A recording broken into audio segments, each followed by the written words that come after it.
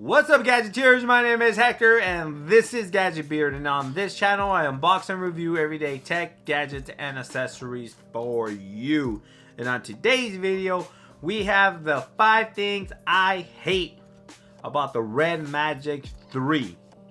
The number one thing I hate about this phone is the camera. For having a 48 megapixel camera, it's garbage. Basura! It sucks. It's just, you know, it's not up to par. It's decent, but a lot of the pictures look washed out. The camera app itself is not that great. It does have 8K video recording and then HDR10, but those are beta programs, and when you use them, the video comes up all retarded. It looks all jacked up.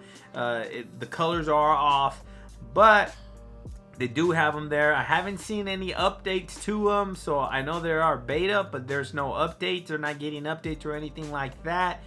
But the camera itself it's just garbage. If you're gonna buy this phone, do not buy it and think you're getting a great camera. Hopefully with future updates, they update the camera software and they make that 48 megapixel sensor actually decent. But for now, don't expect great things from the Redmagic 3 in the camera department. The number 2 thing I don't like about the Redmagic 3 is how heavy and slippery the device is. Slippery.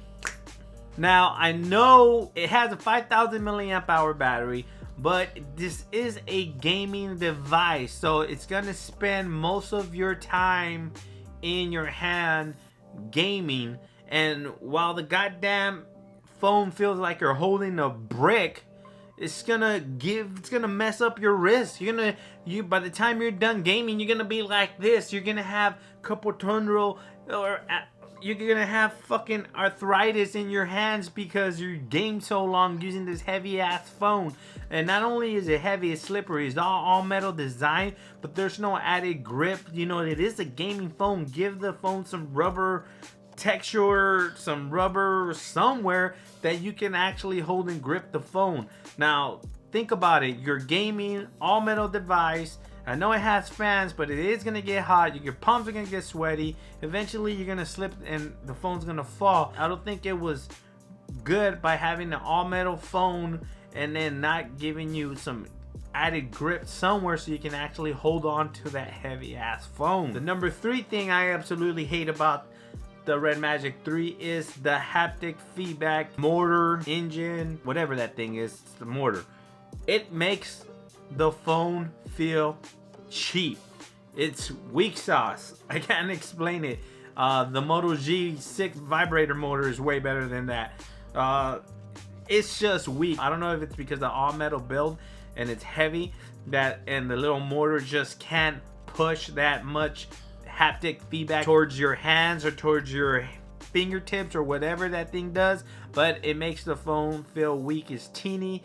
It sucks. I can't explain it. I turned that shit off because it just makes, like, every time it goes off when you're texting whatever, it just makes for an awful experience. And the phone itself, it's a good phone, but you don't want to be reminded that you have a cheap phone, that you're holding a cheap phone, because it is a $479 phone, but that haptic feedback engine or motor that it has in there, it's just whack, dude.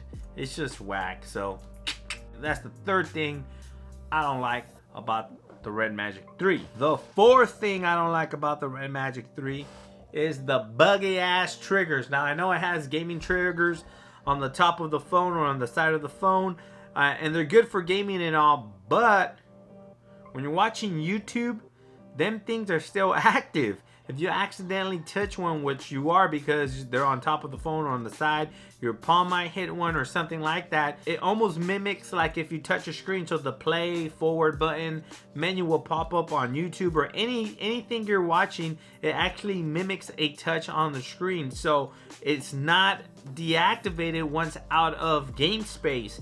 And I know this is probably a bug and it's probably gonna get corrected in a future update, but it hasn't been corrected in the last couple updates that this phone has received.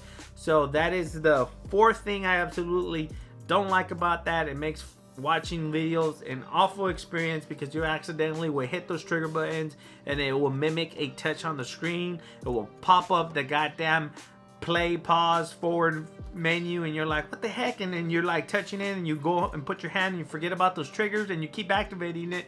And I finally realized that it was those goddamn triggers. The fifth thing I absolutely hate about this phone is the rounded corners. Now, those rounded corners are not actual rounded corners, but they're rounding them off way too much that it kind of goes into the display. Like if you're gaming PUBG, it cuts some of the display menus. Like it's very hard to see around those, whatever it's displayed around the edges. And it does cut a portion out of display out. So I wish they would have been a little less rounded and a little, if they gave you a little bit more of a square, you know, like a OnePlus, like a Pixel 3X corners, kind of like any other rounded corners, not just too rounded, just a little bit around. It would probably be better because they would have cut less of the screen. Having these big old rounded corners actually cuts out some display on when you're gaming and stuff like that. And it just makes for an awful experience. You know what I'm saying? The clock up here on the right top corner, it's almost touching that rounded corner, and it makes things look funny. And that is the fifth thing I don't like about the Redmagic 3. Let me know down in the comment section below your reasons on why you hate the Redmagic 3. These are my reasons. Now, if they're a little bit different than yours, don't get mad. Thanks for watching. Please like, share, and subscribe. And like always, I'll catch you guys on the next video. Peace.